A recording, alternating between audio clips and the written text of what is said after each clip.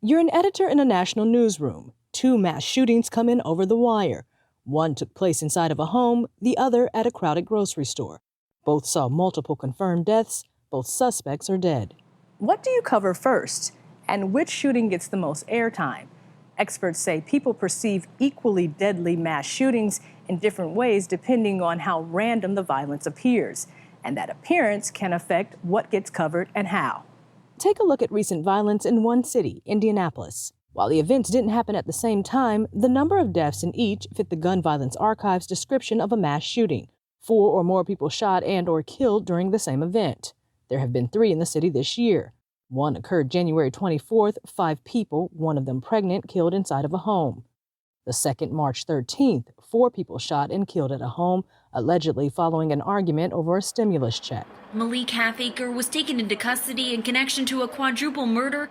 The third, April 15th, a gunman killed 8 people at a FedEx facility.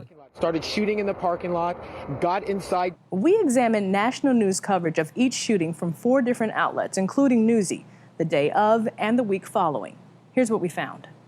Excluding things like opinion pieces, the first shooting at the home was covered 9 times. The second covered 3 times. The third, at FedEx, 48 times. If it happens to people who are not like us, and we think, okay, well, this is something that happens to those kind of people and not to my kind of people. We look for ways to kind of create a distance from the event. According to Paul Slovic, a psychologist who studies risk and decision-making, it's known as perception of risk. It was a terrifying situation for thousands of people. Take, for instance, the 2002 D.C. sniper attacks. You didn't know where this person was going to show up next, so you couldn't sort of protect yourself by staying away from the place where it's likely to happen, because you didn't know that. One of the things that affects our perception of risk is a sense of control. So an editorial team can make the argument that there's an unknown risk of a grocery store shooting. It could happen to anyone, and thus the audience has a greater need to know about it.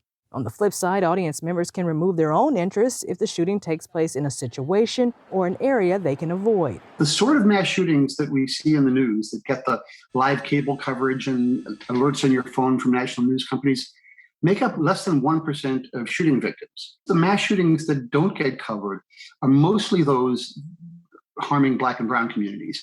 According to Gun Violence Archive, of the U.S.'s nearly 15,000 gun-related deaths in 2021, around 200 come from mass shootings. Jim McMillan, a Pulitzer Prize-winning photojournalist and the founder of the Center for Gun Violence Reporting, held a summit asking reporters, doctors, and community leaders what can be done to cover all types of gun violence, public or domestic, in an ongoing, comprehensive manner. Journalists should take a public health response to gun violence.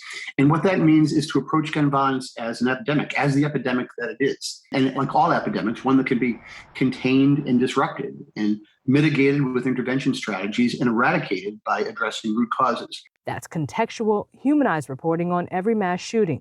That can be hard given their numbers, and it can also lead to something known as psychic numbing, where the audience has trouble compassionately processing so much death. However, McMillan says that may be necessary for newsrooms in a time where gun violence is, as the CDC describes, a public health crisis. Amber Strong, Newsy, Washington.